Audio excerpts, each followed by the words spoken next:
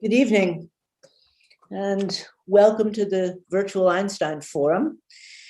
We're actually, for the first time in nearly a year, recording from Potsdam, from an extremely hot Potsdam, although we're doing the session online, as we will for the rest of our program through July 2nd, and we hope to meet most of you back in the fall in real life. Arlie, are you there?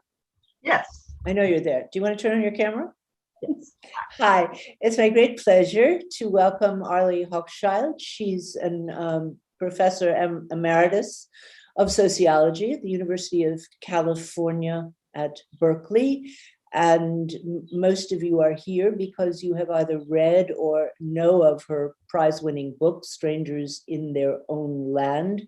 I very much look forward to hearing her talk about it tonight, and also reflecting on thoughts that she has had since she published that work, which was, of course, came out at a very strange time. It was just at the moment when everyone wanted to know what makes people tick who voted for Trump. There was a book by a sociologist who had spent 5 years researching among Tea Party supporters in Louisiana. And I'm very curious to hear what your further thoughts have been. Arlie will speak for about half an hour, and then I will get to ask her a couple of questions, but all of you who are listening are absolutely welcome to use the Q&A function if you're working in English, F and A if you're working in German, on the right-hand bottom corner of your screen, and I will read out all the questions. Arlie.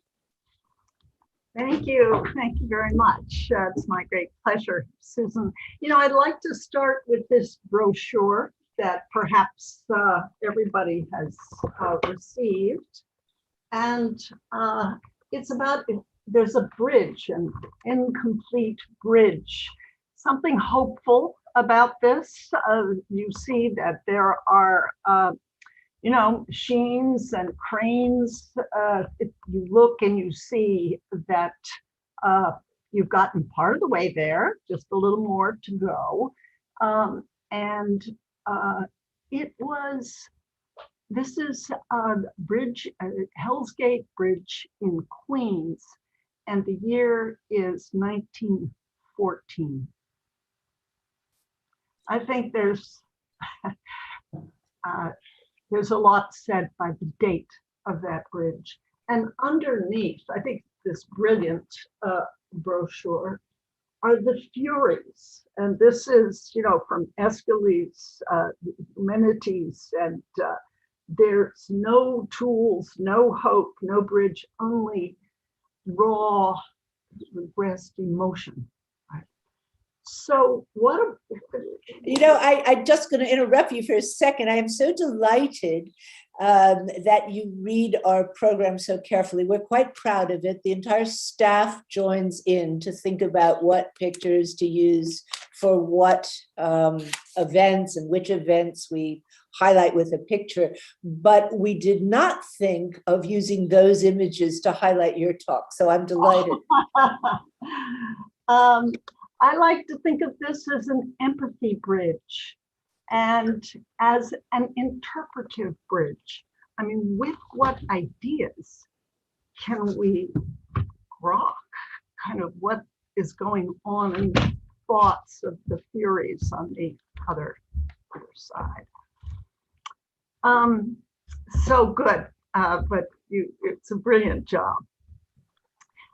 So what I'd like to do in my half hour is first briefly recap a research project that began in 2011, lasted 5 years, and was reported in my book, Strangers in Their Own Land, and talk about the deep story that I described there, and then move forward to various chapters that of that story that we've been through up to the chapter we're in which I think there's a great deal of magical thinking.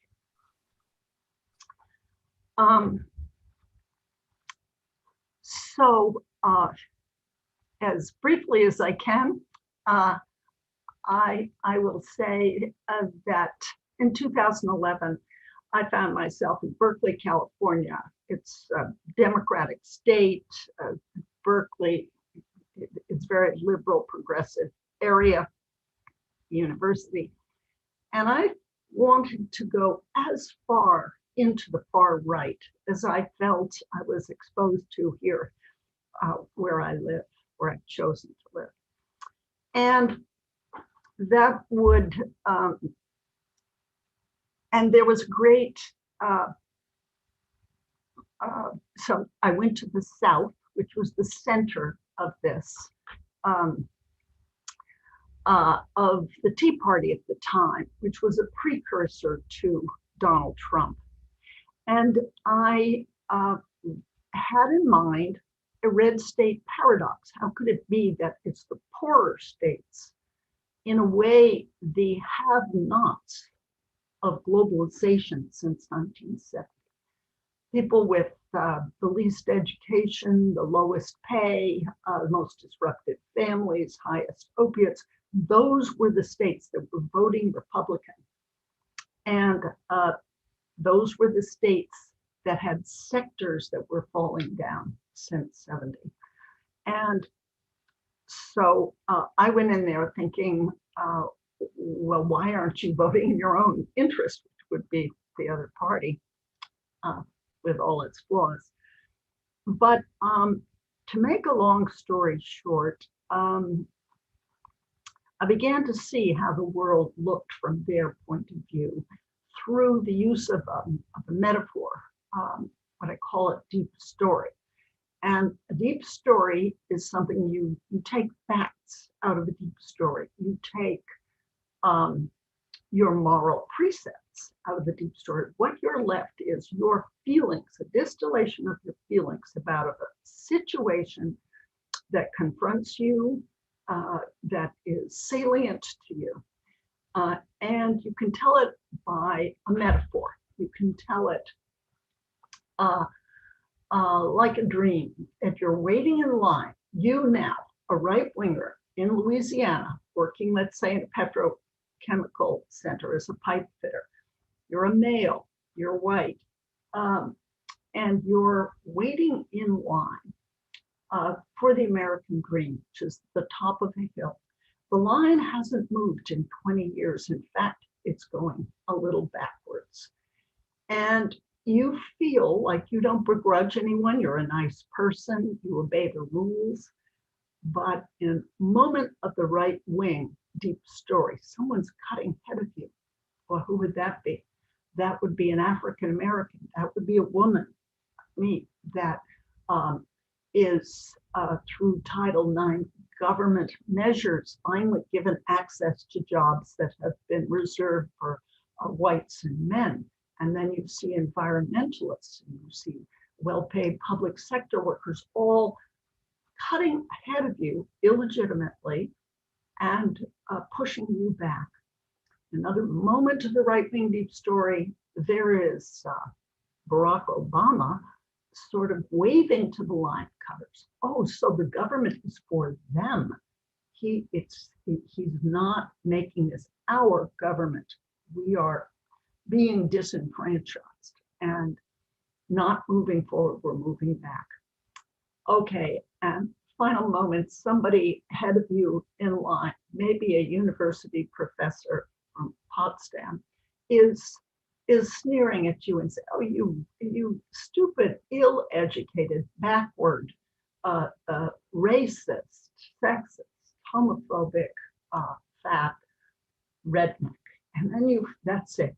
You feel culturally cut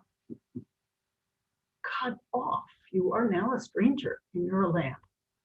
And actually, a later study found, a national survey found that answers to the question, Do you feel like a stranger in your own land?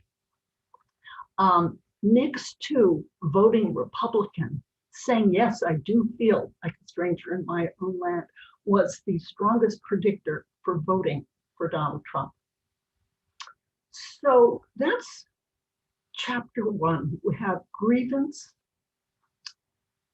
that people feel they're losing their culture, doesn't matter anymore, their education, whatever that was, is devalued. Their demographic, the race they are is devalued, and their religion is devalued.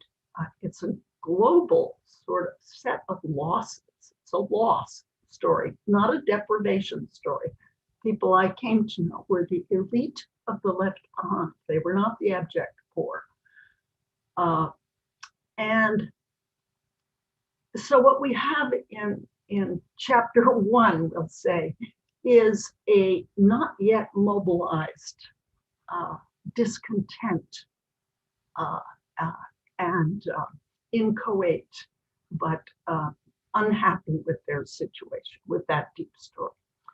So in chapter 2, that discontent, that grievance, becomes mobilized by Donald Trump. And one man described it to me, when Trump came, it was like lightning in a jar, the electricity of it. We're talking charisma now. And so in chapter 2 of this story, that grievance is mobilized, and we are talking about 74 million American voters voted Republican. That is 47% of the entire set of American voters. And the economic bones, I think, of this appeal of Donald Trump is that he's saying he will keep good jobs in, stop with one strong arm globalization itself, stop offshoring, and he will keep cheap labor out. So we can't forget the real interests involved here and the real economic promise here. We're talking about psychology. I will take it in that direction, but it goes along with the fact that a lot of blue collar whites in rural and semi-rural areas see an economic promise there. Hey, this guy gets it. That if you're not highly educated, not living in a city, we need some bigger help than the Democrats are even talking about.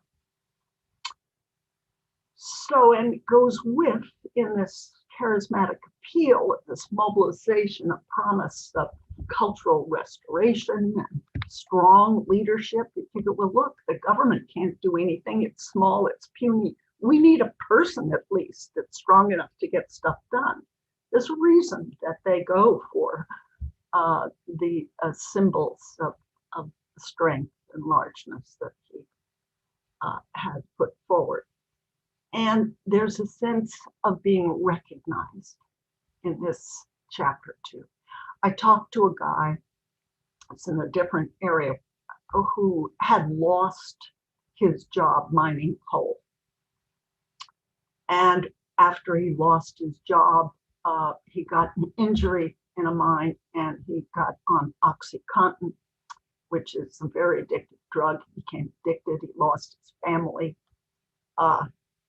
and he doesn't get to see his kids, can't pay child support.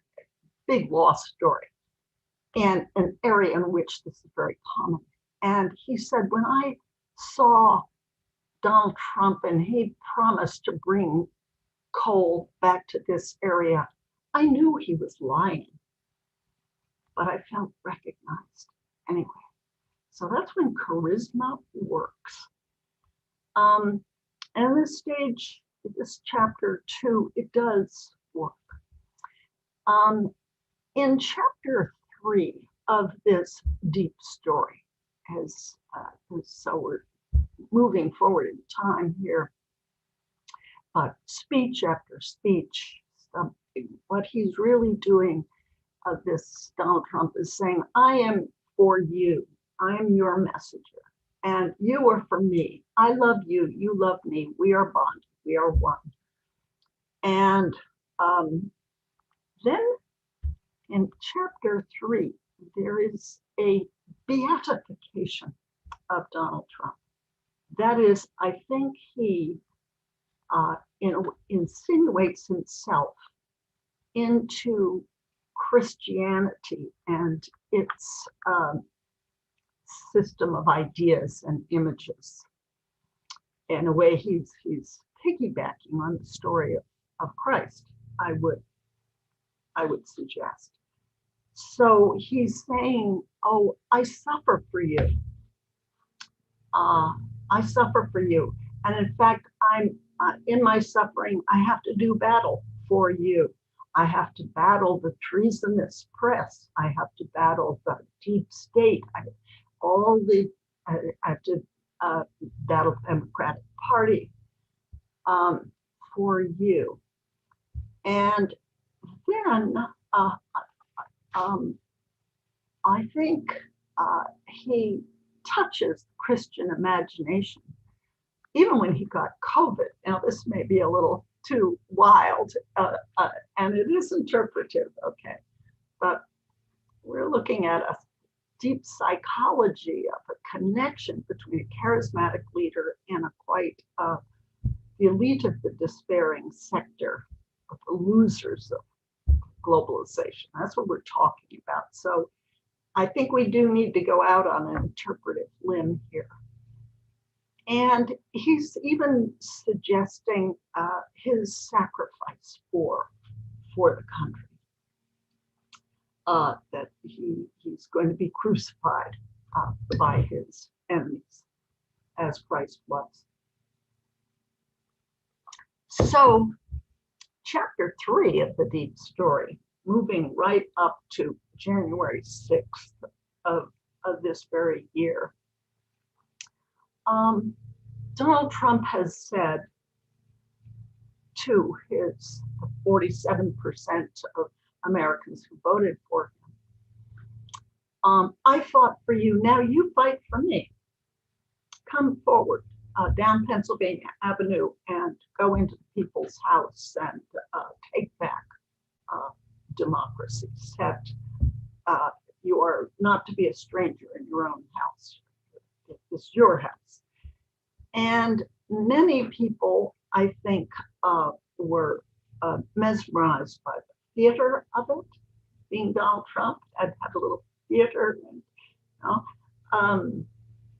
and it was an extremely serious breach of security and expression of distrust in fundamental architecture of American democracy. And the people that I've been talking to since this showdown, chapter 3 showdown, are saying, oh, we're against violence. Violence is terrible. Those people shouldn't have hurt the policemen, and they were wrong to go in, but I understand why they wanted to go there, show their support, and to express their distress with how America is. So they give that divided response to this, and embrace kind of politics of distrust. Now, in chapter 4 of the deep story, there is, I would say, disarray and confusion. Part of the hard right, those that went to the Capitol, are saying, well, wait a minute, no, we're the good guys. No, this must be Antifa, that let's blame the violence on somebody else. Let's displace that blame. And within that sense of disarray and the right-wing media playing that up, there is a gradual settling in of information about how all these state judiciaries and the Supreme Court have said, no, this wasn't a steal. There are then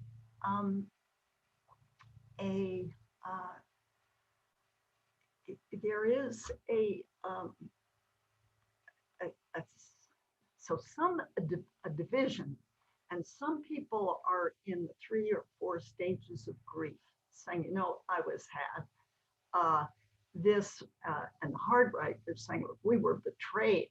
You know, Donald Trump had 74 pardons, but not one of them was for the people that followed his orders and entered the national capital. So he's betrayed us, and there's a kind of a, okay, I got had, a light version of that, heavy version of that. I don't know what exactly how to pin numbers to this, but if we look at some of the polls, we find that belief in Stop the Steal, that a movement that says, oh, we've been lied to, Donald Trump won, that's what he's been claiming. Among Republicans, just after January 6th, some 70% believed Donald Trump that this election was stolen, 70%. That is now down to 50% of Republicans who are believing that. So part of the story is a kind of sad realization that, hey, I was misinformed, and a giving up. They're not changing anything else. They still hold their beliefs. They're still, but as to whether the election was stolen, this being the emotional issue now, they're giving up. The others now are entering a kind of a magical chapter. And so what we're seeing is kind of a split in the Republican Party. And one guy I talked to said, well, you know, the Republican Party, there's country club Republicans and there are populist Republicans. He's a used car salesman. This guy is not, he's doing fine. But he says, no, I'm a populist Republican. So there's a split. And among the populist Republicans, there is a split between those who say, well, it's not as Trump said, and those who are entering, I think, a magical story. There are some 20% of Americans believe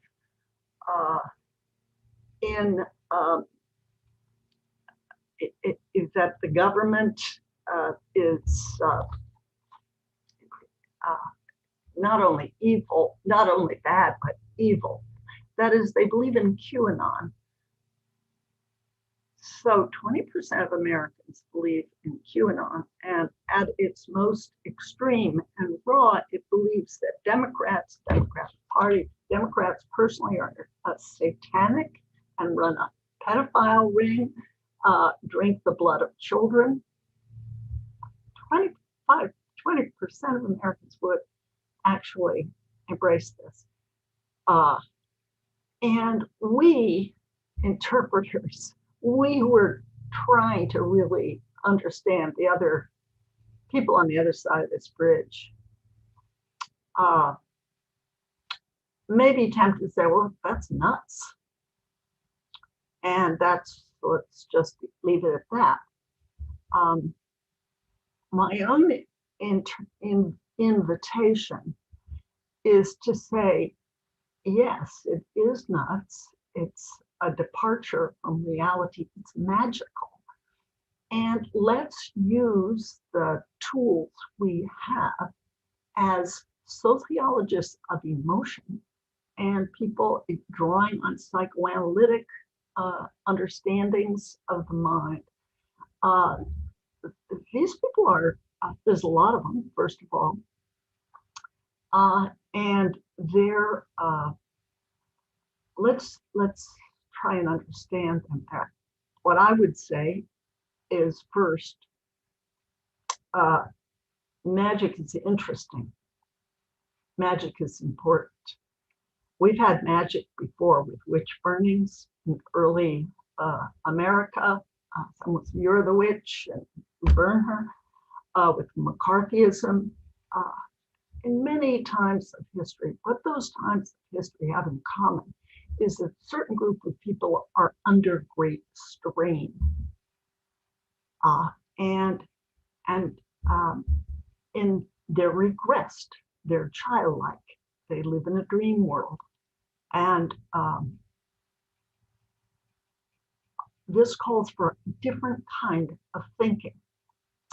And I think it's not about social policy, what is good for the people or not.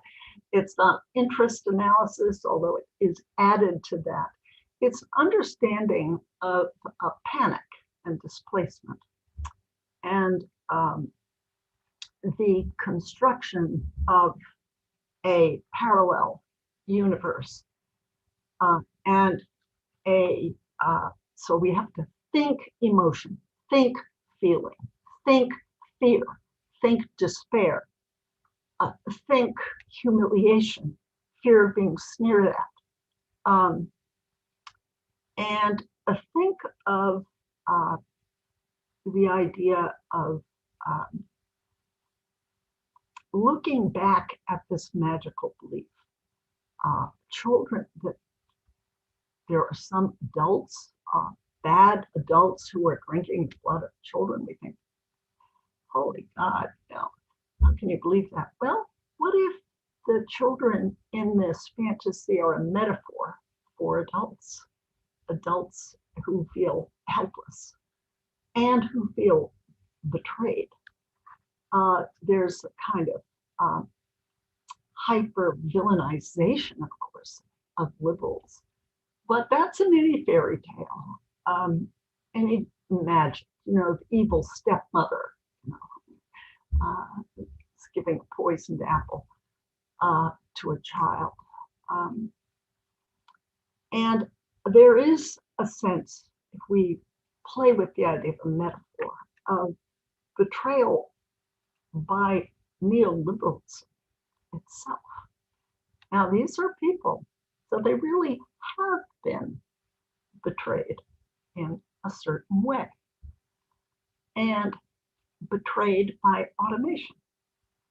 In America, that the workers aren't sitting on corporate boards and deciding which jobs get automated out or what kind of, are the retraining programs working.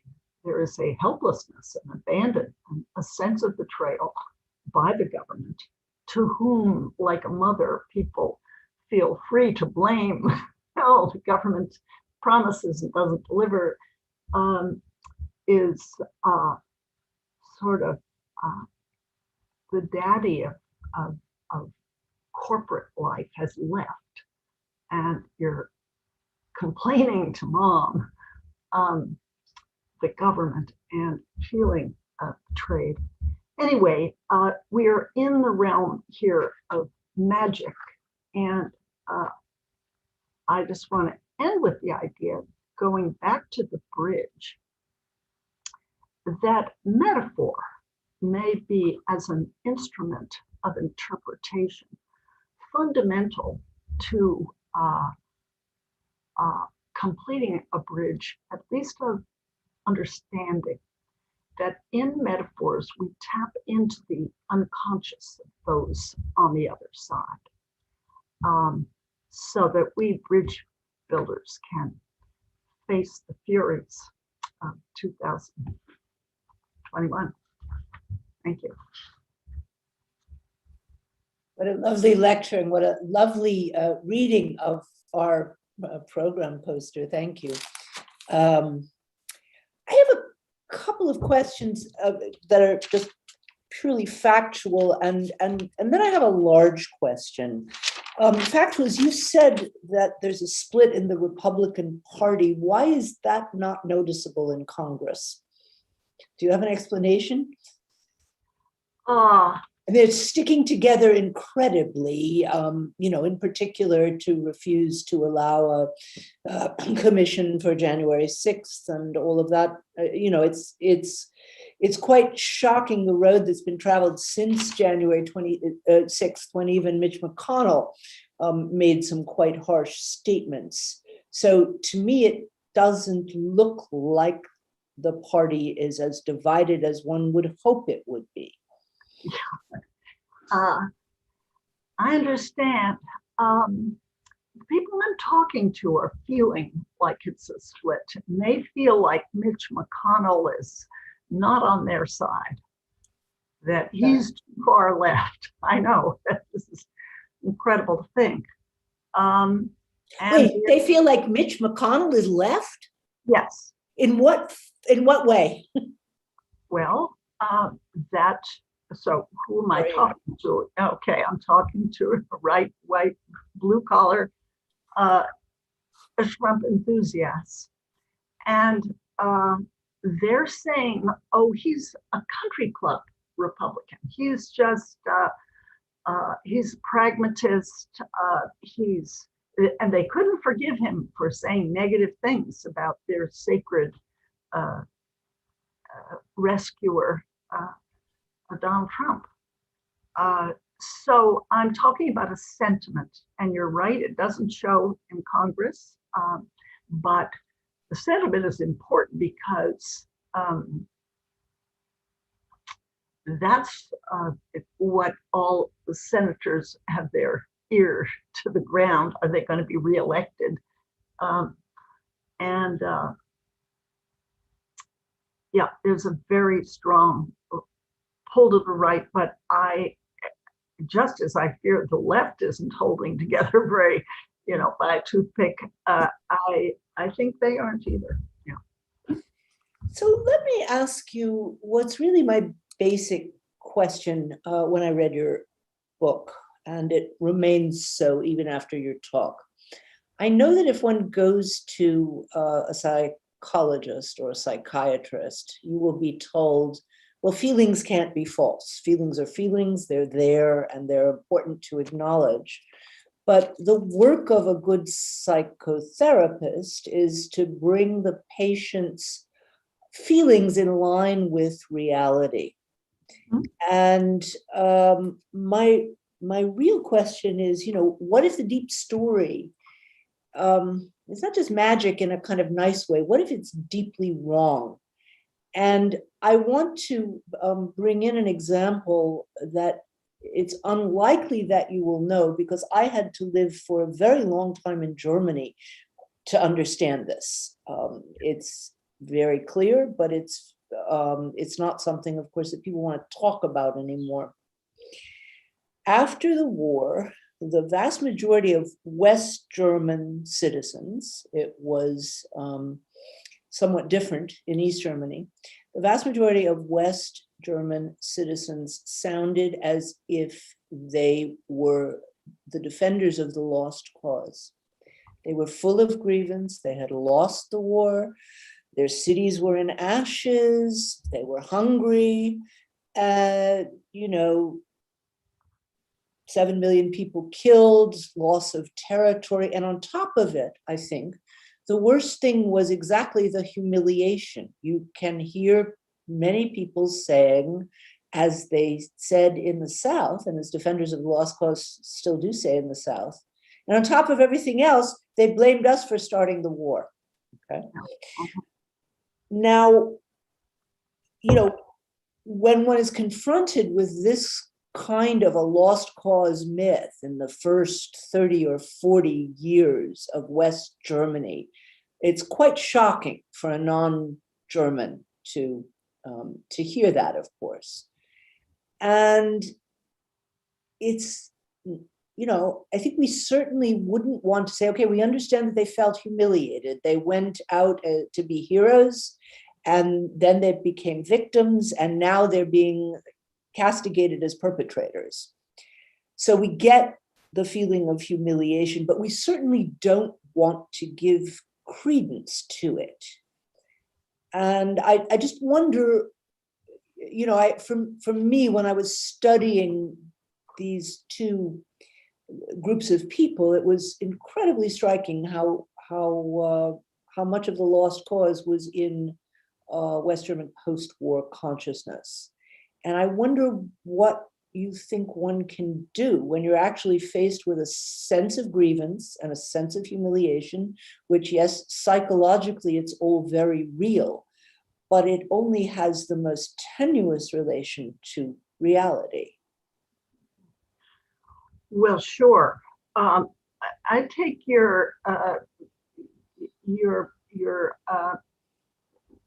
discussion here as both a question about the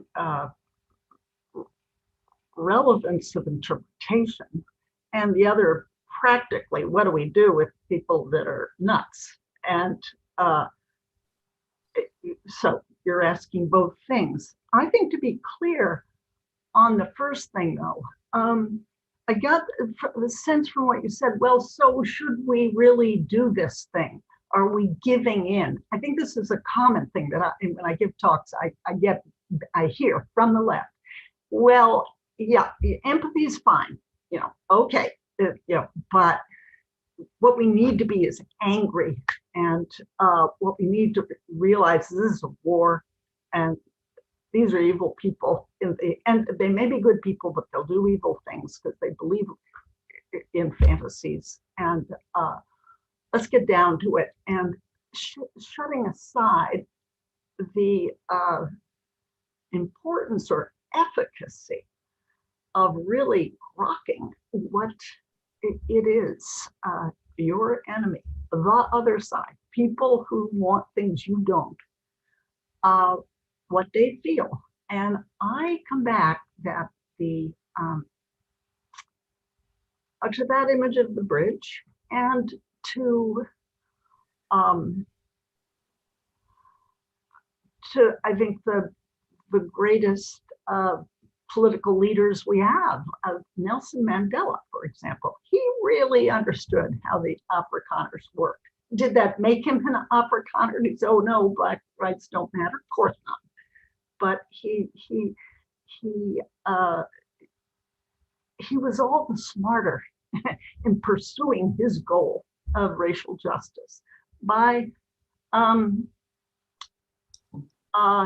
entering temporarily the dream state of his enemy.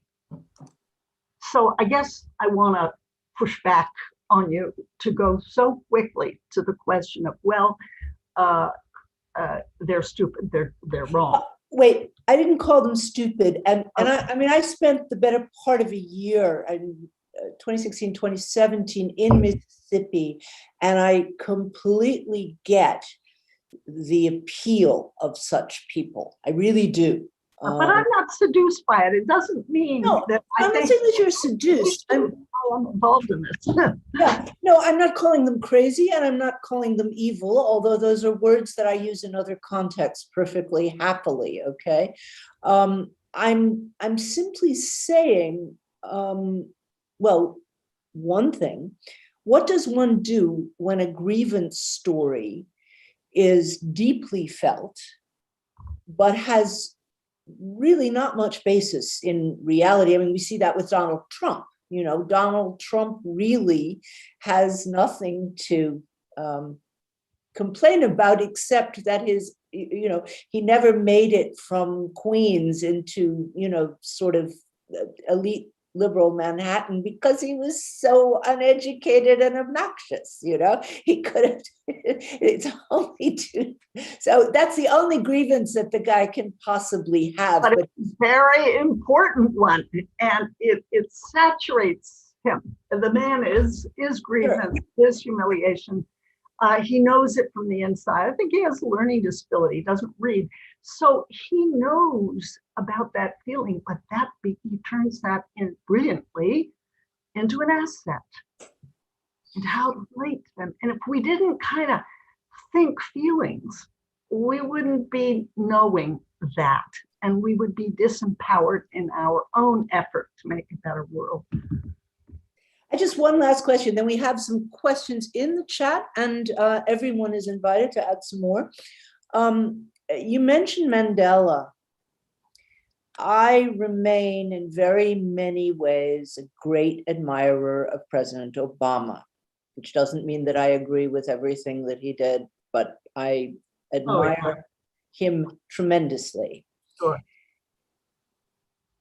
Barack Obama really believed, and I believed it too, and the millions of people who went out and knocked on doors for him or donated or whatever believed that he actually would be that bridge builder, because he believed it too. And he had every good reason to believe it. White mother from Kansas, black father, the whole really unusual biography.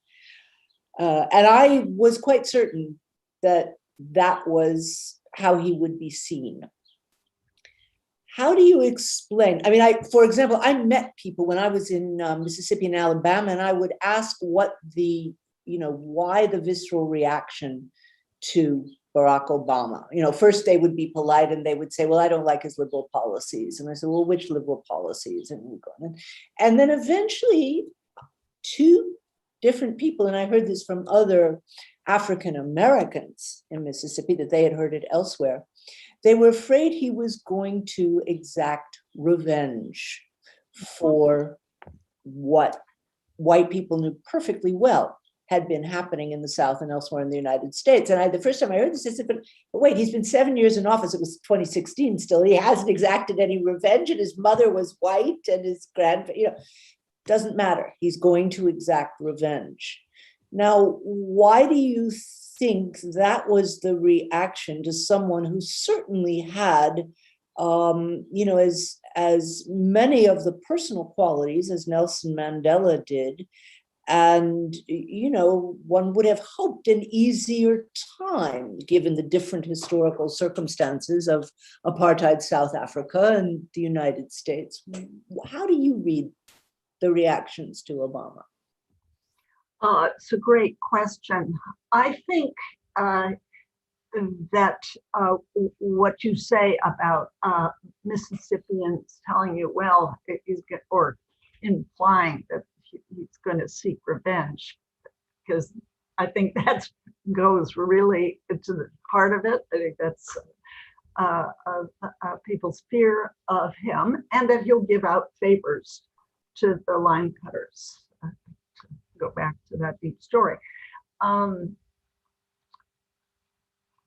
think he was himself understandably and reasonably inhibited by another fantasy of the Black men. Oh, he's going to fight, he's going to be big, he's going to beat you up. And he purposely sidesteps that imagery. And he was mannerly, he was height of civilization. He was just the opposite. The whole family was. The whole family, let's on the up and up, as Michelle said, when they go down, go low, we go high. This sort of democracy and bridge building and diplomacy. So people didn't trust him. I think he almost didn't trust them enough to kind of come forward enough. But I think he was in a box. I think he's a miracle, and he is our Nelson Mandela. He's but given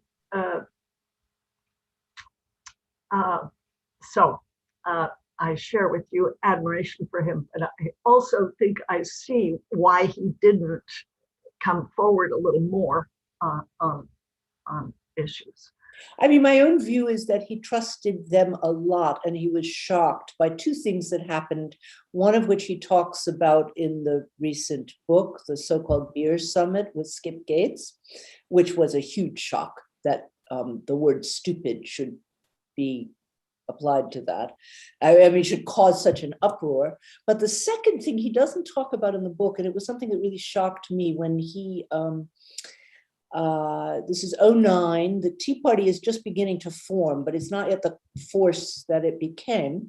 He still had a lot of goodwill that first year. And he announced that he was going to give a speech on the first day of school to high school students across the nation, which is something that Bush Sr. had done, and I now forget exactly, but it had been done by other presidents. Bush Jr. didn't do it. And anybody who'd read Obama's autobiography, the first one, would know exactly what he was going to say. He was going to say, my mother woke me up at 4 a.m. in Indonesia to make sure that I had extra English lessons. And if you study hard, kids, you too can become president of the United States. Totally anodyne American dream. So there were, maybe you remember this, there were thousands of people across the country who protested that they were going to take their children out of school rather than subject them to the socialist dogma of the new president. And there was a huge brouhaha. And finally, the White House released 2 days earlier a copy of the speech, which turned out to be just as banal as everybody had expected it to be. And it went on. But I see that point, certainly for me, and my guess is also for him, he mentions the Beer Summit, that was a real shock, that he began with a trust because, you know, he had these working class white people as his grandparents who basically raised him, that he did not come with an air of, you know, deep mistrust. And his trust got understandably chipped away. You know, I think we have to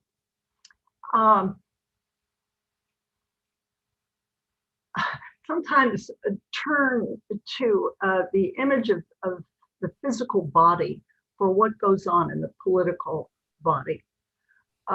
In The Second Shift, which was a book I wrote on a very different topic, I was drawn to the metaphor of a shock absorber, that you can have strains out there in society, and then you have the family as and the wife and the husband as the shock absorbers of a larger strain. And it's going on societally. And so within marriage, you have strains, the origin of which is not in the particular individual, that husband, that wife. Oh, she's too finicky, he's too passive. You know, it gets personalized, but the origin of the problem is outside. And any political figure like Barack Obama is times 100 a shock absorber, of course, of these larger strains. He's the guy that has to receive those shocks and then interpretively almost do a jujitsu to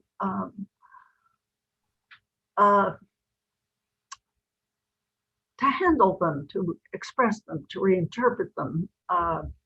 And in every speech, he is building that bridge. He's trying hard. And he's one of our most brilliant leaders, but with a lot of shock to absorb. Let me go to some of the other people. Mario Kessler reminds us, thank you, Mario, that it's today, 6 years ago, was the Charleston church massacre, as we talk about President Obama, one of his greatest speeches. Thank you for reminding us not to forget. There's a second comment from Mario Kessler. I read the book. The German equivalent to the waiting line is the escalator on which you never get on, even if you always walk to the top. And he mentions a book by Andreas Reckwitz, which is available in English, if you are interested. This is from Nico Pironen. Are there any ways for the Democrats to reach the people who've opened the magical chapter? Does it even matter what the Democrats say in the situation where the whole Republican and radical right media infrastructure spoon feeds purposeful reinterpretations of what the Democrats actually said? So the question is, well, you're making an argument for bridge building, but if you have an entire media system which is bent on distorting what one side of the bridge is saying, is there any way to get through? Okay, sure, that's a very important question. Let me back up and say that there are new gaps, social gaps, politics aside, between urban and rural people, between rich and poor people, huge, as we know, the yawning gaps.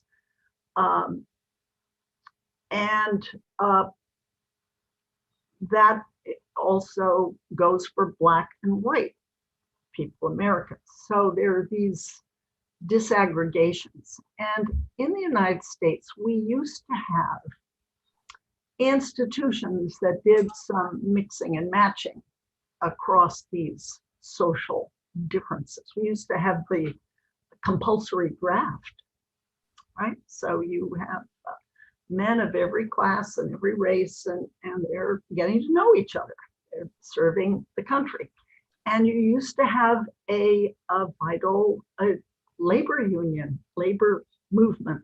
Again, there was, not always, but some crossover of social crossover.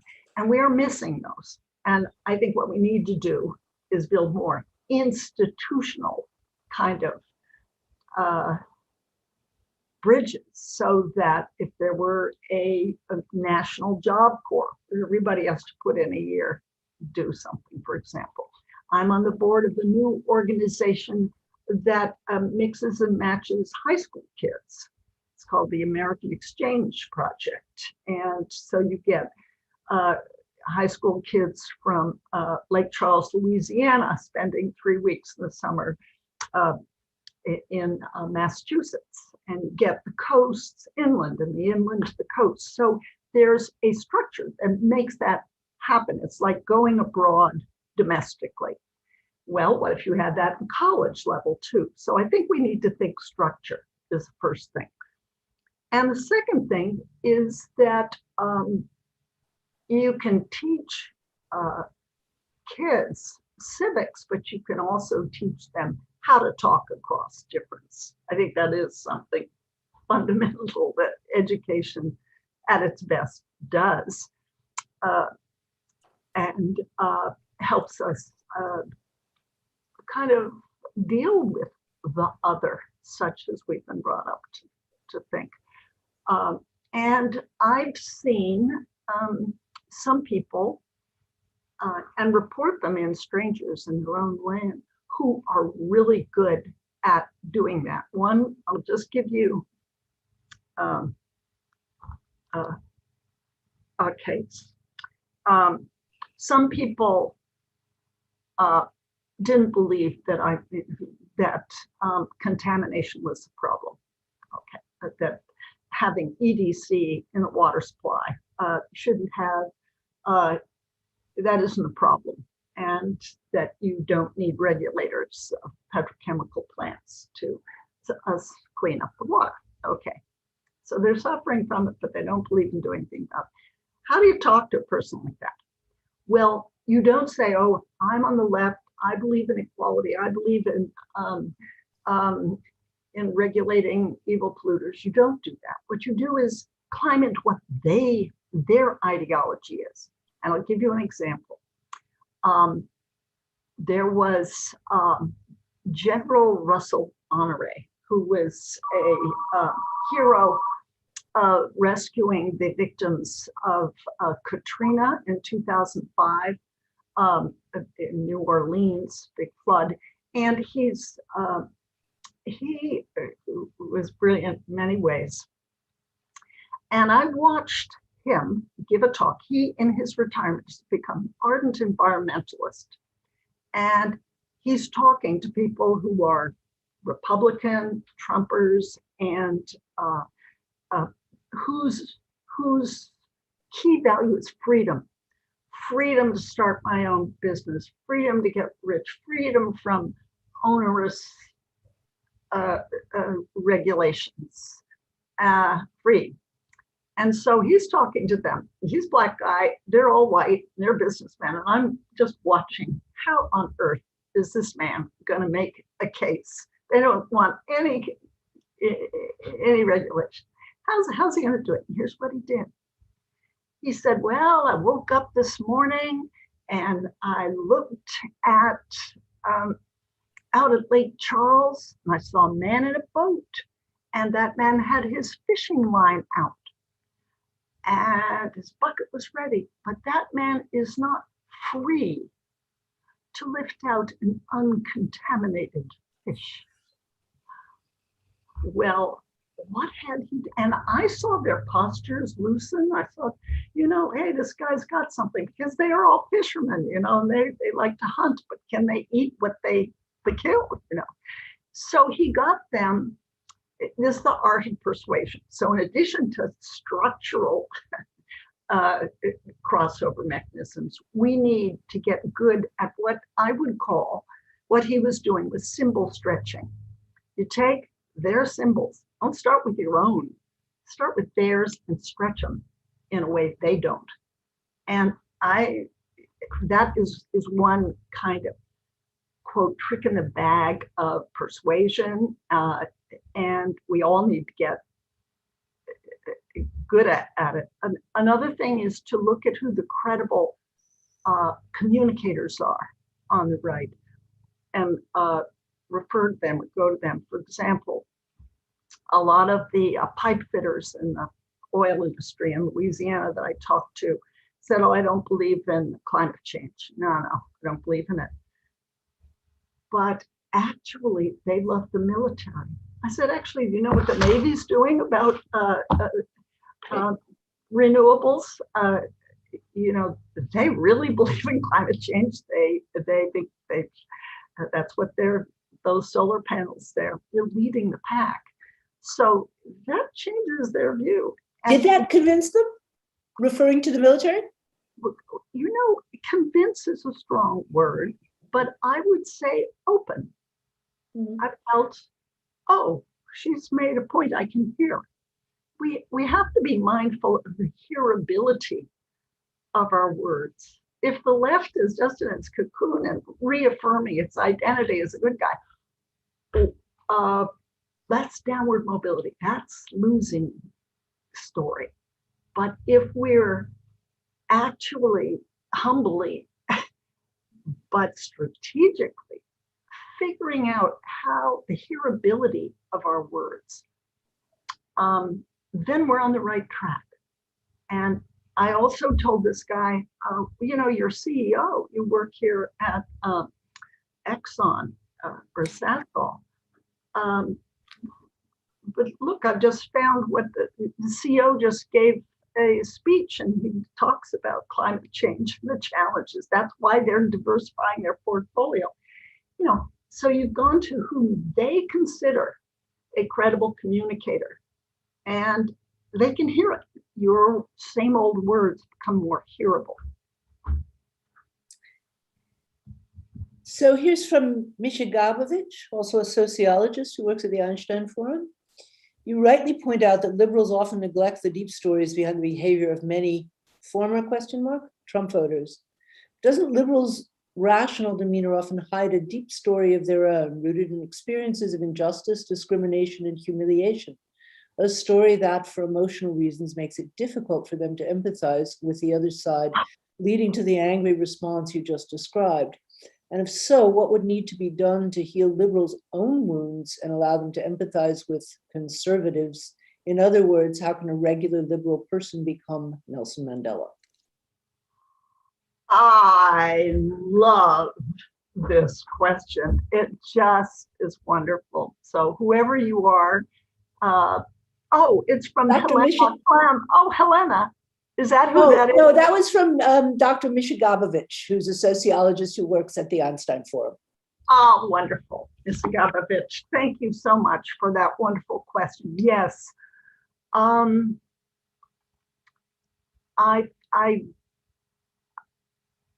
take 2 points from you. One is that actually the left is injured and not good at hearing or dealing with people that don't confirm their worldview, and that comes from a fear of loss. I mean, a lot of people on the left are kind of first generation, or they've women and blacks who finally have managed to get a foothold in America's honor system, and think, oh no, this is all coming crashing down. Donald Trump is just slash and burn in everything we've spent our lives building. I myself, I do feel that. But it's led, I think, on the left. As I go around and talk to students, I feel sad that a great deal of good moral energy has become curled in on itself into a judging project of and assigning, it's almost grading, moral grading becomes a substitute for political action and a substitute for healing. There's something unhealed here. I tell you one sign of it, I gave a talk at Louisiana State University. And I was scared. I thought, oh God, I said a lot of critical things about this state. But I went and they loved it. They said, you know what, you're not telling us anything new. We know we're in trouble on these things, but tell us how to get out of it. Nothing new, we know, we're not shocked. But then I gave a talk at Pomona College, very elite, very left kind of college. And in Los Angeles, for those who don't know where it is, that's important. In Los Angeles, right. And I was met very different perspective. Oh, you want us to go and talk to those racists? No, that would rub off on us. We're that fragile that we can't encounter a challenge. And I thought, we're in trouble here. This is a sign of downward mobility, of insulation. There's no curiosity and outreach. There isn't a robustness here. So it made me think that this last comment is we need to give much more attention to it. It's trenchant, true. And I don't think we're setting about to do the necessary repair work. Somebody should maybe write a book called Left Fragility. I'm just making a note to myself. Yeah. Good. Okay, we have another question from Mario Kessler. Construction of a parallel universe, but some 90 years ago, populist movements in the Deep South, see Huey Long, were not genuinely right-wing. You mentioned McCarthyism, but weren't the years 1955, 64, or 09, Obama's election, significantly more important, the key years of the civil rights movement? Mario apologizes for too many questions, but there are never too many questions if they're good questions. Yeah. That is from a historian. Yes, it's so interesting about Huey Long, who was a populist leader and in Louisiana, and as your guest suggests, he wanted a chicken in every white pot and a chicken in every black pot. And when I asked some of my right-wing informants, who's the last good leader you can think of? Huey Long came up. So, and there's another little bridge we're not looking at there, possibly. I mean, there were in the 1890s, there was, I'm not a historian, but there was a pretty strong, I've come to hate the word populist because I feel it doesn't mean anything anymore. But when it was originally used in the 1890s, there were quite strong labor unions or other labor organizations between Black and white workers in the South. Did you come up with any memory of that or any way to, appeal to that as a starting point or a point that one could look back to in history? Yes. I'm on another research project in a different place, which has in Appalachia and dependent very heavily on coal. And the United Mine Workers is still a kind of a powerful memory, and it was where Blacks and whites got together. It's still in people's minds. And I actually got told by a woman whose grandfather died in a coal mine. She said, well, people have things wrong. They think of rednecks. Rednecks is someone who's racist, a racist white. He said, no, actually, she said, red was the color of the scarf that you wore. If you were working in a mine, it got issued to you by the company. And if you wore it, you weren't a scab and you were on strike. So, and you were doing it Black and white together. So she said, actually, the origin of the term reverses the meaning of it. I have no idea. So, yeah, I have run into a lot of people who feel sad and distressed to be labeled as racist, who aren't at all. Well, that leads, well, I'm still waiting to see if anybody else would like to ask a question. The worry that I have that the left is making this, well, let's say both sides are making mistakes, but to make things worse, and that the distance between Pomona and Louisiana State is rapidly increasing, and it's not really because of Louisiana State. What do you have to say about that problem? Pomona, for those of you who have not been following the American discussion in the last 3 or 4 months closely, Pomona State is just a stand-in for a largely white coastal university, and the strongest, rather dogmatic insistence on a form of anti-racism that, Don McWhorter has a book coming out called Woke Racism, and I can't wait to read it because I've read some of his other things and listened to him. This is a Black author, and so it's easier for him to call out certain people in the anti-racist movement as actually being racist. I've now laid my cards on the table of where I stand on this fight, but it is a genuine problem in the United States. It sometimes comes across in the German media as cancel culture or identity politics. So I just wonder, I'm sure that you share the perception that the problem is increasing at the moment. I think Misha is right to say that its source is a deep wound that has not been acknowledged earlier. But I wonder if you have any ideas about what to do in the face of this really very growing gap. The bridge is widening, it's not coming together.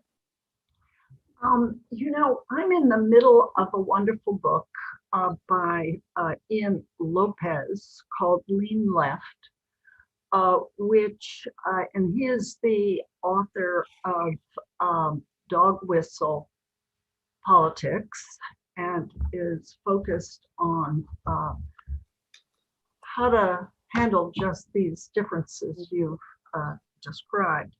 And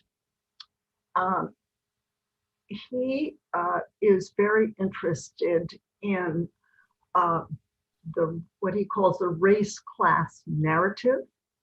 And he has gone out to a variety of states, works with a consortium of researchers, to look at appeals, what appeals work for moderate Republicans or any Republicans. And he compares three kinds of appeals. One is racist dog whistle, you know, welfare queens and crime in the streets. So there's one right-wing appeal. Look, we've got to lock up the criminals and get people off of welfare. That's kind of encoded dog whistle language, a kind of a right-wing appeal. So he's trying on these Republicans what they're going to vote for. And do they like that appeal? He compares that appeal, let's call it appeal one, with another appeal which just looks at class issues, you know, with jobs, jobs, jobs. Okay. And kind of language Biden's using now, jobs, jobs, jobs. Race blind. Okay. And that he compares, that's number two, with a third kind of appeal, which is a race class narrative appeal, where you say, yes, jobs, jobs, jobs, and for everyone, and visually you portray a variety of colors. So what he has found is pretty exciting, pretty positive, that for moderate Republicans, actually,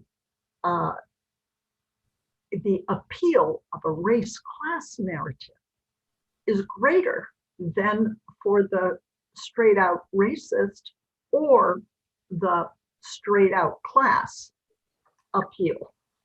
So you'll have to check out the book to see if I have this right. But I thought this is the way to go. I think it's we need to get past hand wringing and get out of our corners, but look at, as I think he is doing, at what they can hear, the hearability of words on that side. That leads me, I see we have one more question, but I will come again. I just want to know if you have a short answer to this question, because your comment about the moderate Republicans and class and race surprised and pleased me very much. In thinking about these questions, I began to think that anti-communism in the United States is still one of the most potent political forces on the right, and I wonder if you even, you know, among liberals, and I just wondered, it's something that hasn't really been addressed at all because it's so toxic, as we saw when Bernie Sanders, you know, praised the health system of Cuba, which is a pretty banal thing to do. I think that's what lost him the South Carolina primary, frankly. But I wonder if you have any ideas for how, or if you ever tried to address that piece of American ideology, or how that fits with your claim that actually Republicans are now willing to talk about class again. Yeah, in the I think we're putting two things together. One is when people talk about communism, they go, "Oh, big bad, big brother state." I think the people I'm talking to, that is their. Sure. Oh, they don't know anything. I mean, whereas what these appeals that Lopez is trying out on moderate Republicans and others doesn't have to do with the state. It has to do with what the issues are. Who's gonna benefit from what you're offering, and so it leaves suspended the idea of who's gonna. Is it the state? Is it big business that's gonna offer it?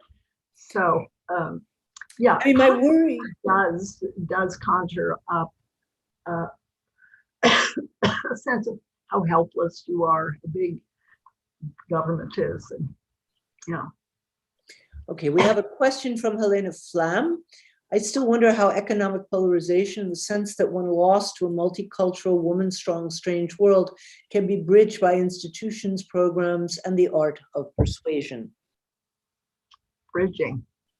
Hi, Helena. As a friend, I'm glad to say hi to you. And you and I know that there's a role of emotional literacy that's called for in doing this bridging.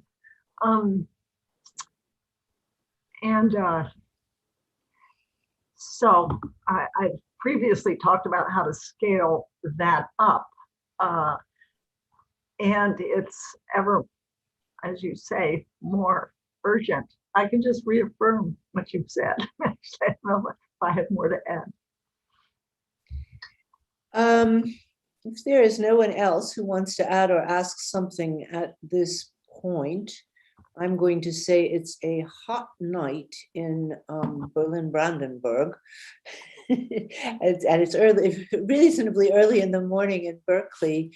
Arlie, do you have any last remarks that you'd like to make? I think I've said it.